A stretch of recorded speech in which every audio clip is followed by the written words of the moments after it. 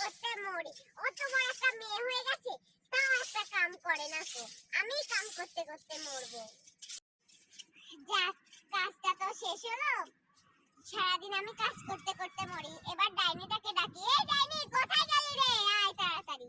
মা এত ডাকাডাকি করো কেন? তুমি এত কথা বলো না, এত ভালো একটু কথা বলা যায় না কো? এই বিয়াদব মেয়ে, তোর সাথে কিভাবে কথা বলবো? সারাদিন আমি কাজ করতে করতে মরি, আর তোমাকে একটু কথা বললে তোমার হচ্ছে রাগ হয়ে যায়, তাই না? তুমি এমন করো কেন? আমার বান্ধবীর মা আছে না, বান্ধবীর মা তো কিচ্ছু বলে না, তুমি শুধু এমন করো। তোমার আর কথা বলা লাগবে না, এবার একটাল গিলে কলেজে যাও। ইস, কখন থেকে গার্লফ্রেন্ডের জন্য দাঁড়িয়ে আছে, এখনো আসে না।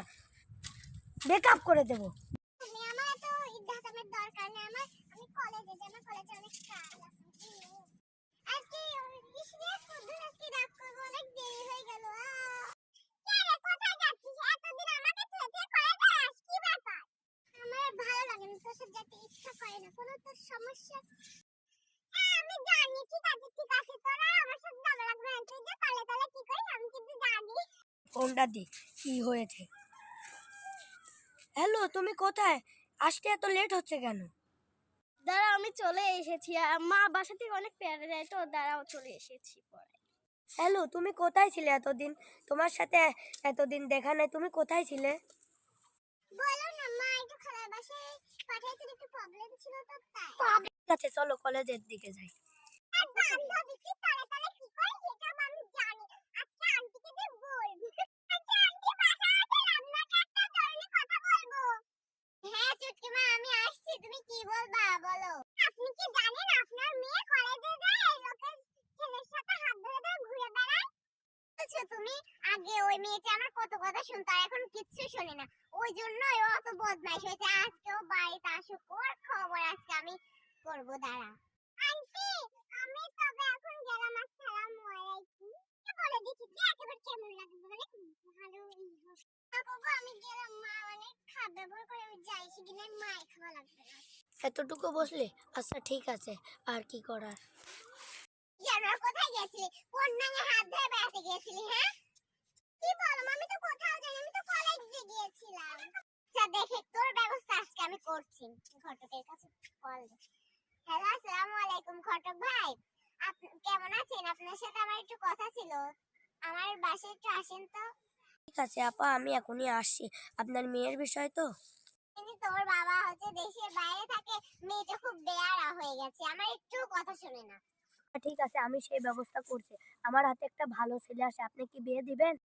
আচ্ছা ঠিক আছে, তাহলে আপনি আজকে বিকালে চলে আসতে পারেন, আমি সব রেডি করছি।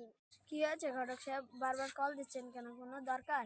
তোমার একটা দরকার ছিল, আচ্ছা তো মেয়ে দেখেছি, তাই তোমার দেখতে যেতে হবে। যাও, বের হয়ে আস। আচ্ছা আঙ্কেল, আমি তো রেডি আছি, চলেন যাই। যা তাড়াতাড়ি রেডি হয়ে আয়, ছেলে আসছে তোকে দেখতে, তোর বিয়ে ঠিক হয়েছে বুঝছিস? মা তুমি কি বলছো? তুই বলি বলছো অন্য কাউকে ভালোবাসি? যা তোর ভালোবাসার গুল্লি মার নারদ মহিলা, তাড়াতাড়ি বাইর হয়ে আয়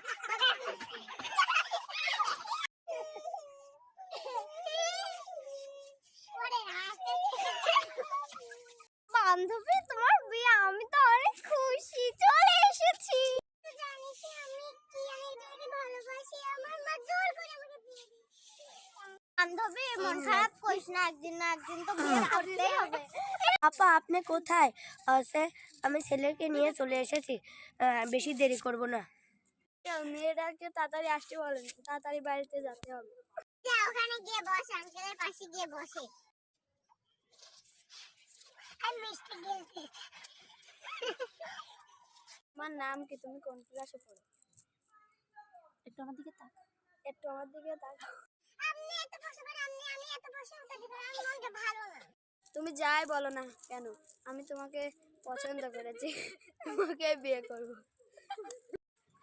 বাবা, তোমার কি মেয়ে দেখে পছন্দ হয়েছে? তুমি কি বিয়ে করবে? আমার মেয়ে দেখে অনেক পছন্দ হয়েছে, আমি আজকে বিয়ে করতে চাই।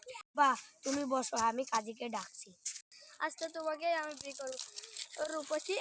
বিশ্রাম ছেড়ে আমার কপালে এটা কোথায় গেছে জুড়লো। আর তোমাদের বিয়ে পড়ানোর জন্য চলে এসেছি, তোমরা রেডি হও। অমক তমকের মেয়ে এসা একটা নির্মণে বিয়ে করতে রাজি হয়েছে। তমকের ছেলে রাজীব, তুমি কি কবুল? কবুল। এসা তুমিও বলো কবুল।